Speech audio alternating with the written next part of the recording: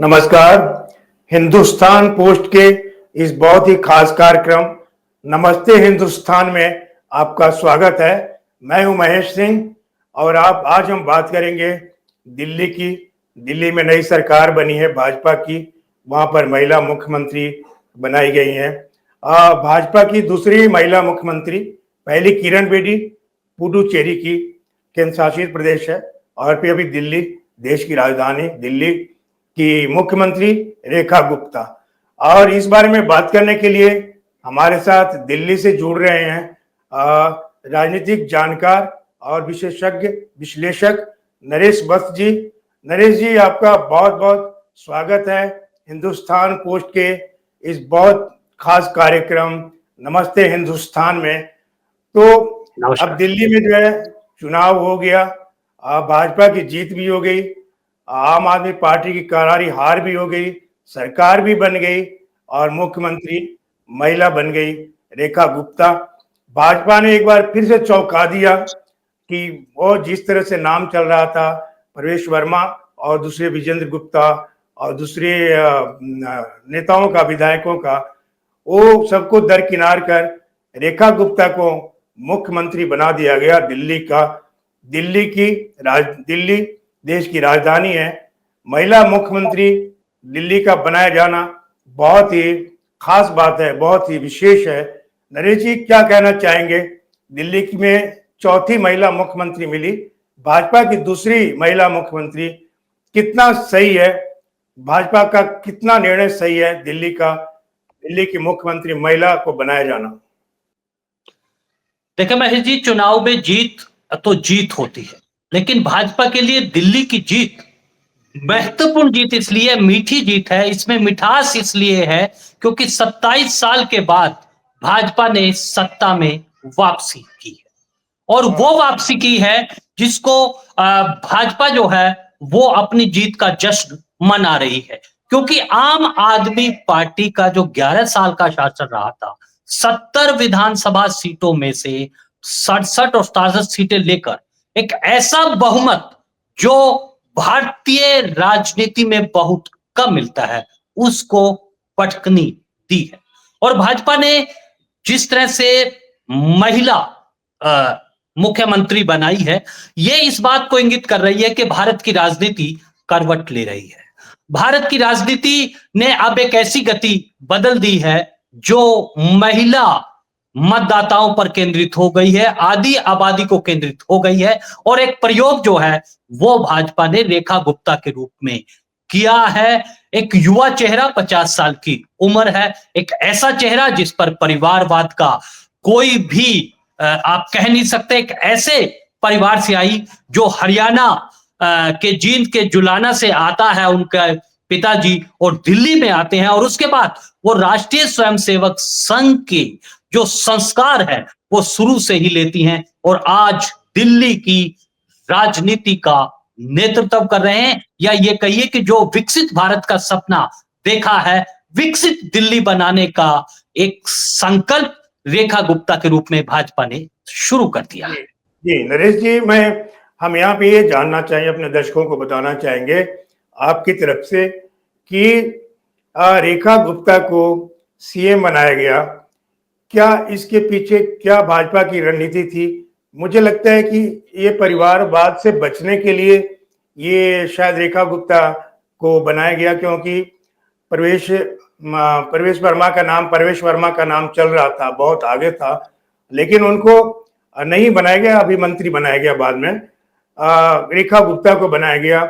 जबकि वो जो थे, उनके पिताजी विरासत में राजनीति मिली थी, साहिब सिंह वर्मा मुख्यमंत्री रह चुके थे दिल्ली के। तो क्या ये परिवारवाद से बचने के ये भी एक कारण रहा कि रेखा गुप्ता को इसमें सफलता मिली सीएम बनने में दिल्ली की? देखिए कि ये बहुत महत्वपूर्ण सवाल है। प्रवेश वर्मा एक ऐसा चेहरा है जिसने अरविंद केजरीवाल को नई दिल्ली सीट से हराया है। यह माना जाए कि वो इस भाजपा की जीत में एक महत्वपूर्ण कारक है, एक महत्वपूर्ण हथियार के रूप में उन्होंने काम किया है।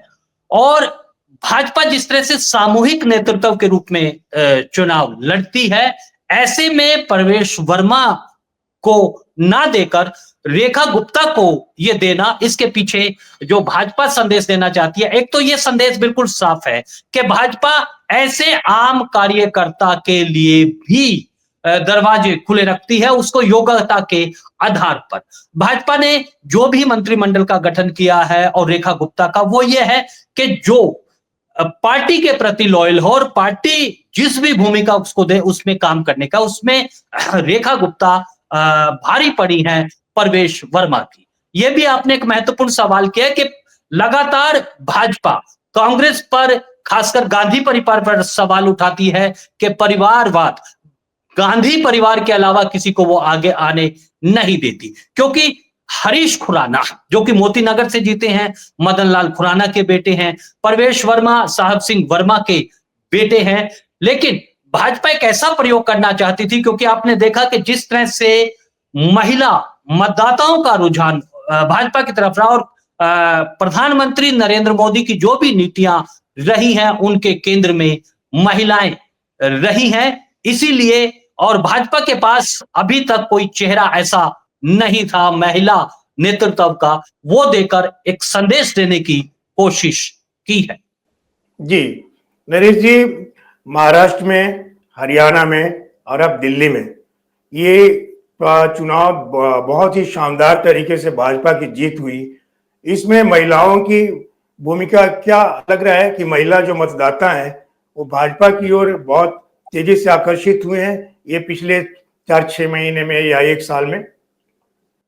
देखिए, निश्चित रूप से महेश जी, जो सर्वेक्षण हुए हैं मतदान के बाद कि महिला मतदाता किस तरफ जा रहा है, उसका रुझान भाजपा की तरफ बिल्कुल साफ तौर पर दिखाई दे रहा है। देखिए, ये तो हम सब जानते हैं कि महिला परिवार की धुरी होती है, महिला ही घर को चलाती है, कैसे वो पैसे बचाते में एक बचत रखती है और आगे ताकि परिवार की जो जरूरतें हैं वो पूरी हो जाए। तो ऐसे में भाजपा में और खासकर मध्य प्रदेश में तत्कालीन मुख्यमंत्री जो अभी कृषि मंत्री हैं शिवराज सिंह चौहान ने इसकी शुरुआत मध्य प्रदेश में की थी और उसके बाद उसका जो असर है वो दिखाई देने लगा। यही प्रयोग महाराष्ट्र में भी महायुति गठबंधन ने जो लाड़की बहन है उसको शुरू किया, मैया योजना झारखंड में किया।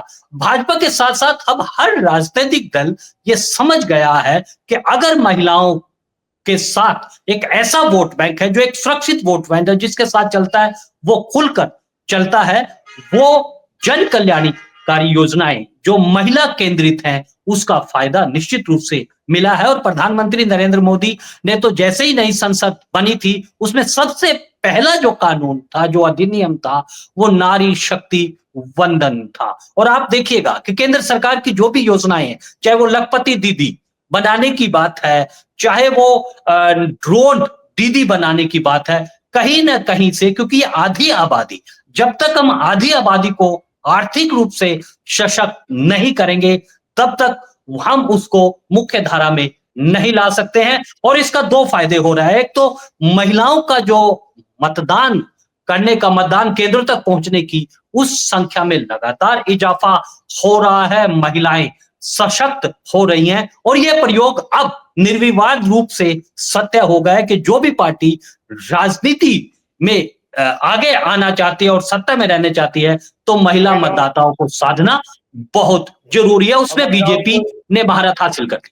अगर हम बात करें तो हरियाणा की जो भौगोलिक स्थिति है वो दिल्ली के आसपास है, ये कोई पहला मौका नहीं है। आपने देखा कि जब भी दिल्ली की राजनीति में कोई बड़ा आंदोलन करना होता था तो हरियाणा से ही भीड़ जुटाई जाती है। ये देवीलाल के समय से ही ये परंपरा रही है। कोई भी राजनीतिक दल जो अपनी ताकत को दिखाना चाहता है वो हरियाणा से दिखाना, ये निश्चित रूप से, क्योंकि सुषमा स्वराज अंबाला से ताल्लुक रखती थी, उन्होंने अपनी योग्यता के आधार पर एक लोहा मनवाया। अरविंद केजरीवाल जो कि मूलतः वो भी हरियाणा के ही रहने वाले हैं, हरियाणा का बेटा कहते हैं। दूसरा, रेखा गुप्ता 50 साल पहले जो उनका परिवार था वो हरियाणा, उनका ससुराल भी जो है मूल रूप से वो भिवानी में और ये जींद में। तो ये एक महज संजोग है। रेखा गुप्ता का हरियाणा का होना निश्चित रूप से एक हरियाणवी के लिए बड़ी बात है। लेकिन रेखा गुप्ता शुरू से ही राष्ट्रीय स्वयंसेवक संघ की रही है, उन संस्कारों में और दिल्ली की राजनीति में वो रच बच गई है। ये देखना होगा कि उन्होंने अपनी जो राजनीति की शुरुआत है वो छात्र राजनीति से शुरू की, उसके बाद फिर निगम की वो पार्षद रही हैं और जो स्थायी जो शिक्षा समिति है दिल्ली नगर निगम की, उसकी भी अध्यक्ष रही है। वो नेतृत्व का जो लोहा है वो छात्र राजनीति में, दिल्ली नगर निगम की जो स्थानीय राजनीति में उसमें दिखा चुकी है। नरेश जी, अब सेंटर में जो है बीजेपी की एनडीए की सरकार, दिल्ली में बीजेपी की सरकार, हरियाणा में भाजपा की सरकार, यूपी में भाजपा की सरकार, अब पंजाब में सिर्फ जो है वो आम आदमी पार्टी की सरकार है। और किसान आंदोलन अभी तक जैसे तैसे लंबा खींचे चला जा रहा है। तो क्या ये जो दिल्ली में जो भाजपा की सरकार बनी है, इससे किसान आंदोलन खत्म होगा? देखिए, सबसे बड़ा सवाल दो तरह की धाराओं पे काम हो रहा है। जो मोदी सरकार लगातार किसानों के हित में जो बात कर रही है या जो एमएसपी दे रही है और जैविक खेती की तरफ बात कर रही है कि कैसे किसान को सशक्त बनाना है। एक तो किसान सम्मान निधि देने की बात है। ये जो आंदोलन है एक किसानों का एक ऐसा वर्ग है जो लगातार किसानों के नाम पर राजनीति भी कर रहा है, उसकी उस पर बात भी लगातार कर रहा है। वो ये कहता है कि एमएसपी जो है, न्यूनतम समर्थन मूल्य की गारंटी देकर फसलों की खरीद पर तभी किसान सुखद होगा। लेकिन मोदी सरकार लगातार उसका एक विकल्प जो है वो दे रहा है कि किसान, अगर आप पंजाब और हरियाणा की बात करें, आज भी वहां की जो खेती है वो परंपरागत रूप से धान और जो गेहूं की फसल है वही लगातार अपनाई जा रही है, जिसकी वजह से कई दुष्परिणाम भी वहां के किसानों को, वाटर लेवल जो है वो लगातार नीचे जा रहा है। तो ऐसे में समझाने की कोशिश लगातार भाजपा सरकार कर रही है और पहली बार ऐसा हो रहा है कि किसानों के पास ही जाकर जो केंद्र सरकार है, वहां के जो मंत्री हैं, वो वहां पर बैठक कर रहे हैं। लेकिन अभी भी किसानों के नाम पर आंदोलन चल रहा है, चनंद है। तो एक बड़ी चुनौती होगी, क्योंकि पंजाब का जो मिजाज है वो कहीं ना कहीं अभी तक भी भाजपा के मुताबिक फिट नहीं बैठा है। जो उसका पूरा एक परंपरागत, जो उसके सहयोगी थे शिरोमणि अकाली दल, उसके छोड़ने के बाद भाजपा वहां पर लगातार प्रयोग कर रही है और मनजिंदर सिंह सिरसा को जिस तरह से एक महत्वपूर्ण उसमें कैबिनेट जो पद है वो दिया गया है, कहीं ना कहीं से ये संकेत भी दे रहा है कि भाजपा अपनी जो रणनीति है उसमें धार ले रही है। अब उसका अगला निशाना पंजाब में है, क्योंकि आम आदमी पार्टी दिल्ली में चुनाव हारने के बाद कहीं न कहीं कमजोर हो रही है। अब ये देखना है कि कैसे अपने आप को आम आदमी पार्टी वहां पर जिंदा रखते हैं, क्योंकि उसके लिए भी दोहरी चुनौती है। एक तरफ कांग्रेस उसको लगातार चुनौती दे रही है और भाजपा भी वहां पर अपने पैरों पर खड़े होने की कोशिश कर रही है। नरेश जी, जब भी विपक्ष चुनाव हारता है तो सबसे पहले उनका निशाना जो होता है ईवीएम होता है। ईवीएम पे वो कहते हैं, ईवीएम होती है, ईवीएम पे कहते हैं कि उसमें गड़बड़ी की गई, उसमें जो है कुछ ऐसा किया गया कि भाजपा के वोट बढ़ गए। इस बार केजरीवाल सरकार जो है या कांग्रेस इस बारे में चुप्पी साधे, ज्यादा कुछ बातें नहीं कर रही है। क्या केजरीवाल ने हार स्वीकार कर ली है दिल से? देखिए, निश्चित रूप से केजरीवाल ने हार स्वीकार कर ली है और ये भी एक सुखद सहयोग कहा जाएगा कि भाजपा की जीत में कम से कम ईवीएम की गड़बड़ी का आरोप यहां पर नहीं लगा है। क्योंकि ये जीत इसलिए भी मायने रखती है क्योंकि मुकाबला तिकोना था। जो प्रमुख विपक्षी दल थी, कांग्रेस को भी अपनी जो हैसियत है दिल्ली की राजनीति में उसका मालूम था, वो अभी तक शून्य से आगे नहीं गई है। लेकिन एक बात लगातार अब केजरीवाल जो है वो चुनाव आयोग पर तो ठीकरा नहीं फोड़ रहे हैं, लेकिन कांग्रेस पर जरूर उस पर निशाना साध रहे हैं कि कांग्रेस अगर हमारे साथ होती तो हम चुनाव जी जाते। लेकिन केजरीवाल शायद ये भूल गए हैं कि जिस राजनीति में वो दिल्ली की सत्ता पर काबिज हुए थे, उन्होंने कांग्रेस की ही सरकार को हटाकर, यानी कि कांग्रेस का जो वोट बैंक था उसको हथियाकर सत्ता हथियाई थी। भाजपा का तो अपना एक वोट बैंक लगातार उतना ही रहा और उसमें इजाफा होता रहा है। जी, दिल्ली में भी कांग्रेस की सरकार को हटाया और पंजाब में भी कांग्रेस के वोट पे बैंक पे कब्जा किया और अपनी सरकार भी बनाई। हम फिलहाल दिल्ली में आते हैं। भाजपा जो अभी बहुत उत्साह देखने को मिल रहा है कि पहले दिन से जो है शपथ ग्रहण के काम शुरू कर दिए भाजपा के मंत्रियों ने। यमुना की सफाई को लेकर के यमुना में के पास गए, यमुना देवी के पास नदी के में गए, आरती की और ऐसा लगा कि ये कोई बहुत इम्पॉसिबल काम नहीं है, यमुना नदी की सफाई कर दी जाएगी। और महिलाओं को जो आर्थिक मदद देने की बात थी 2,500 रुपये 2,500 रुपये, उसकी भी घोषणा मुख्यमंत्री रेखा गुप्ता ने कर दी है कि 8 मार्च को पहली किस्त उसकी दे दी जाएगी। तो काफी उत्साह लग रहा है और काम होता हुआ दिख रहा है। आपको क्या लगता है कि ये चुनौतियां जो है घोषणा पत्र में जो घोषणा की थी, भाजपा ने घोषणाएं की थी, उस समय चुनाव चल रहा था, चुनाव के जोश में बहुत सारी ऐसी घोषणाएं कर दी जाती है।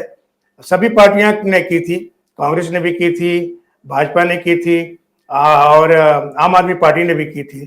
तो भाजपा के लिए उन चुनौतियों को पूरा करना क्या बहुत मुश्किल है या सब घोषणाएं पूरा कर पाएगी? देखिए महेश जी, भाजपा ने जो भी संकल्प पत्र जारी किया है वो काफी सोच समझ कर किया गया है, क्योंकि जो भाजपा के स्थानीय नेता थे उन्होंने बार बार शीर्ष नेतृत्व को ये कहा था कि लोहे को लोहे से ही काटा जा सकता है, क्योंकि अरविंद केजरीवाल ने इतनी मुफ्त की घोषणाएं कर दी थी, चाहे वो मुफ्त बस यात्रा थी, बिजली पानी का। तो ऐसे में रेखा गुप्ता के शपथ लेने के बाद ही मुख्यमंत्री पूरे एक्शन मोड में है और यमुना पर ये आपने देखा होगा कि शपथ से पहले ही दिल्ली के उपराज्यपाल वी.के. सक्सेना ने यमुना की सफाई का काम जो है वो शुरू कर दिया था। पूरा मंत्रिमंडल वहां पर यमुना आरती करता है। तो संकेत बिल्कुल साफ है कि भाजपा जो है जो भी संकल्प पत्र में किए हैं उनको पूरा करेगी। और जो चुनौतियां हैं, क्योंकि भाजपा ने दिल्ली की राजनीति में लगातार कई प्रयोग किए हैं और उनसे कई सबक भी सीखे हैं। तो ऐसे में दिल्ली में जो वादे भाजपा ने किए हैं वो अगली रणनीति, उसका असर बिहार की राजनीति पर भी निश्चित रूप से दिखाई देगा और एक वो कहीं ना कहीं से उसको एक रोल मॉडल के रूप में जो दिल्ली को पेश करेगी। जी नरेश जी, इन्होंने 100 दिन के अपने एजेंडा तय किए हैं कि सरकार बनने के 100 दिन के अंदर भीतर क्या क्या काम करने हैं। उसमें 5-7 क्या प्राथमिकताएं होंगी। एक तो यमुना नदी की सफाई का काम शुरू हो गया है, 100 दिन में साफ करना तो पॉसिबल ही नहीं है, टाइम लगेगा। लेकिन महिलाओं की आर्थिक मदद की बात है, युवा वर्ग की बात है, किसान की बात है और वृद्ध लोगों की बात है, बुजुर्गों की बात है। तो ये सब क्या क्या मुख्य बातें हैं जो 100 दिन में उनको पूरा करने हैं, उन्होंने जो सूची तैयार की है उसमें? देखिए, सबसे पहले तो कल जो कैबिनेट की बैठक हुई है उसमें आयुष्मान भारत की योजना को मंजूरी दे दी। एक बड़ा महत्वपूर्ण काम, क्योंकि अरविंद केजरीवाल उस योजना को दिल्ली में लागू नहीं कर रहे थे और भाजपा ये कह रही थी कि जो दिल्ली वालों का हक है स्वास्थ्य को लेकर उस पर कहीं ना कहीं केजरीवाल क्यों। एक तो सबसे बड़ा महत्वपूर्ण काम ये कल उसकी घोषणा हो गई है। दूसरा, दिल्ली में जिस तरह से भ्रष्टाचार के मामले हुए हैं, कैग रिपोर्ट की जो 14 पेंडिंग रिपोर्ट है उसको विधानसभा के पटल पर रखा जाएगा। भ्रष्टाचार के जितने भी मामले हैं उस पर कार्रवाई की जाएगी। तीसरा, यमुना का जैसा कि आपने बताया ये महत्वपूर्ण काम है।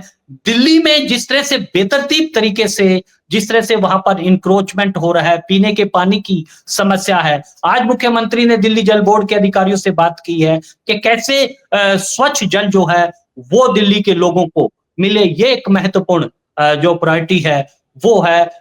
अटल कैंटीन जो कि 5 रुपए में जो भोजन देने की बात है, जे क्लस्टर की जो बात झुग्गी झोपड़ी है उनको पक्के मकान देने की है। यानी कि प्रधानमंत्री नरेंद्र मोदी की जो भी योजनाएं हैं उनको पूरी ईमानदारी के साथ दिल्ली में जो भाजपा है वो लागू करना चाहती है। जी नरेश जी, एक सबसे बड़ी समस्या है, दिल्ली नहीं पूरे देश की बड़ी समस्या है, बांग्लादेशी घुसपैठिए और म्यांमार के रोहिंग्या। तो ये घुसपैठियों को भगाने के लिए, हटाने के लिए, बाहर करने के लिए क्या भाजपा कोई बड़ा कदम उठाएगी? क्या उसमें सफलता मिलने की संभावना है? देखिए, निश्चित रूप से रोहिंग्या जो मुस्लिम हैं उनको लेकर भाजपा अपना कड़ा रुख जो है वो दिखा चुकी है, और ये बात पहले भी कही जा चुकी है, बार-बार इस बात को दोहराया कि आज की जो टेक्नोलॉजी में है, जिस तरह से आपने देखा कि चुनाव से पहले जो फर्जी मतदाताओं की बात लगातार हुई थी, आरोप-प्रत्यारोप हुई थी, एक नए सिरे से जो है वो पहचान पत्र का भी काम जो है वो शुरू होगा। जितने फर्जी आधार कार्ड हैं उसको लेकर भी जो काम है वो शुरू होगा। कहीं न कहीं से जो भी अनाधित कॉलोनियाँ या फर्जी जो लोग हैं, बांग्लादेशी जो लोग हैं, उनको बाहर का रास्ता दिखाया जाएगा। ऐसा लगता है कि ये भाजपा की एक नीति का हिस्सा है। जी। नरेश जी, ये हम देख रहे हैं कि पिछले जो है विधानसभा चुनाव हरियाणा, महाराष्ट्र और दिल्ली, तो आरएसएस और वीएचपी और दूसरे जो हिंदुत्ववादी संगठन है उनका रोल काफी अहम हो गया है, और वो स्लीपर सेल मतलब एकदम आपने बहुत शोर मचाए बिना काम कर रहे हैं भाजपा के लिए। तो उनकी भूमिका कैसी रही? और उनकी बातें कोई नहीं कर रहा है, लेकिन उनकी भूमिका काफी महत्वपूर्ण रही, क्या कहना चाहेंगे आप? देखिए, निश्चित रूप से राष्ट्रीय स्वयंसेवक संघ की एक महत्वपूर्ण भूमिका है। हालांकि राष्ट्रीय स्वयंसेवक एक सांस्कृतिक संगठन है, लेकिन जिस तरह से वो समाज में एक चेतना जागृत करने का काम करता है, जिस तरह से जाति विहीन समाज बनाने की दिशा में वो बिल्कुल चुपके चुपके काम करता है, समाज के बीच में जो उसकी पैठ है उसका फायदा निश्चित रूप से भाजपा को मिलता है। और आपने कभी भी देखा होगा, ज्यादातर जो आरएसएस है वो किसी भी अपने काम का प्रचार नहीं करती है। और दिल्ली में अभी, क्योंकि आपने देखा कि आरएसएस का एक नया भव्य भवन बना है, जो कि दानवीर बहुत लोगों ने उसमें दिल खोलकर दान दिया है। और ये बीच में चर्चा लोकसभा चुनाव में शुरू हुई थी कि अब भाजपा को आरएसएस की जो है वो आवश्यकता नहीं है, लेकिन वो कहीं न कहीं एक नैरेटिव का हिस्सा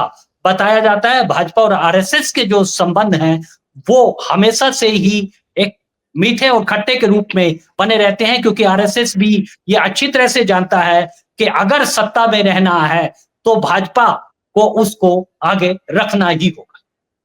जी, दिल्ली में भाजपा की जो जीत हुई नरेश जी, बहुत शानदार जीत हुई, 70 में 48 सीट, और आम आदमी पार्टी को 22 सीट पे सिमटना पड़ गया।